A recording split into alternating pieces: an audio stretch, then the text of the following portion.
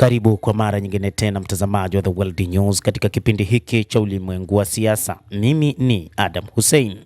Rais wa Ufaransa Emmanuel Macron amewahimiza viongozi wa mataifa mbalimbali duniani kutokuwa vibaraka wa Marekani pamoja na Uchina.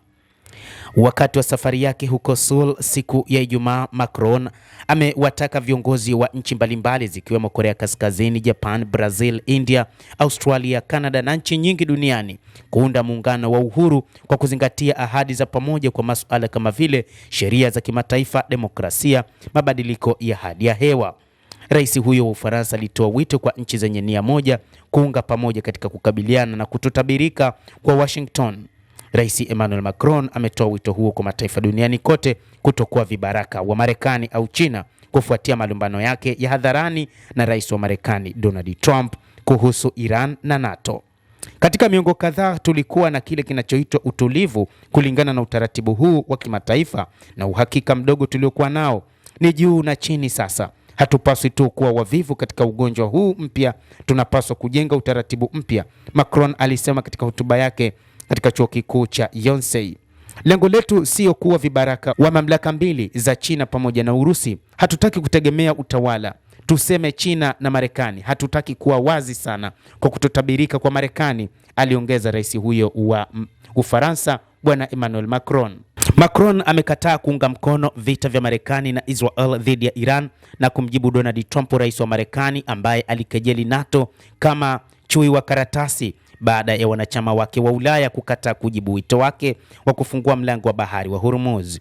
Anasema, siamini kwamba tutarekebisha hali hiyo kwa kulipua mabomu au kwa operesheni za kijeshi, kiongozi huyo wa Ufaransa alisema, akimaanisha uingiliaji kati wa zamani na wa sasa wa Amerika katika Mashariki ya Kati.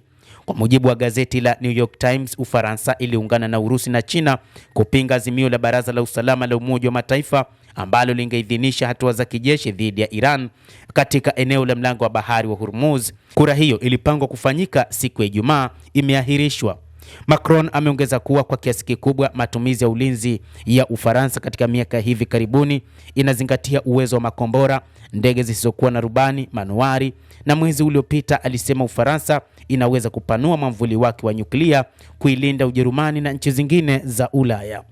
Hata hivyo, rais huyo wa Ufaransa ambaye huenda katika siku za hivi karibuni akaondoka mamlakani kutokana na muda wake kutamatika, anataka kuionyesha dunia kwamba bila ya NATO nchi za Ulaya zinaweza zikaendelea kuwepo, na bila msaada wa Marekani nchi za Ulaya zinaweza zikaendelea. Lakini wakati huu anaionyesha dunia kwamba hakuna namna ya kuendelea kuitegemea Marekani katika kila jambo, na kwamba mataifa yanaweza yakaungana na kujitegemea yenyewe katika namna yoyote ya hatari. Lakini anaamini kwamba rais wa Ufaransa anaamini yeye katika NATO ndio kila kitu, lakini wao kama Ulaya wanaona hili ni jambo ambalo wanaweza wakalimudu na wanaweza kupambana wakiwa wao kama NATO. Rais wa Marekani Donald Trump ameikashifu NATO na viongozi wake, lakini pia na viongozi wa Ulaya, akizidisha mvutano ndani ya umoja huo kuhusu vita dhidi ya Iran.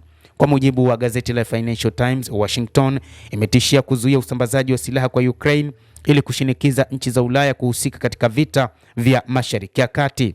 Katika chakula cha mchana cha Pasaka cha White House siku ya Jumatano, Trump alielezea NATO kama chui wa karatasi na alionyesha kufadhaika kwamba wanachama wengine wa kambi hiyo hawajajiunga na vita vya Amerika na Israel dhidi ya Iran, akisema alitafuta kuungwa mkono na watu wa Ulaya kama mtihani wa kuegemea kwao, jambo ambalo walishindwa kulithibitisha, na kwamba Marekani inaweza kuondoka kwenye umoja huo juu ya suala hilo. Nilijifunza kuhusu NATO. NATO haitokuwepo kama tutakuwa na ukubwa, Trump alisema. Trump pia alielezea mazungumzo na rais wa Ufaransa Emmanuel Macron na waziri mkuu wa Uingereza Keir Starmer. Viongozi wote wawili walikataa kuweka nguvu kulinda mlango wa bahari wa Hormuz, wakisema kwamba vita hivyo si vita vyao, ni vita vya Marekani na Israel ambao wamevianzisha mnamo mwishoni mwa mwezi wa Februari. Endelea kutufuatilia mtazamaji, lakini ni kusihi usisahau kulike, usisahau kucomment, kadhalika usisahau kusubscribe channel yetu hii upate habari hizi kwa mapana kupitia The World News.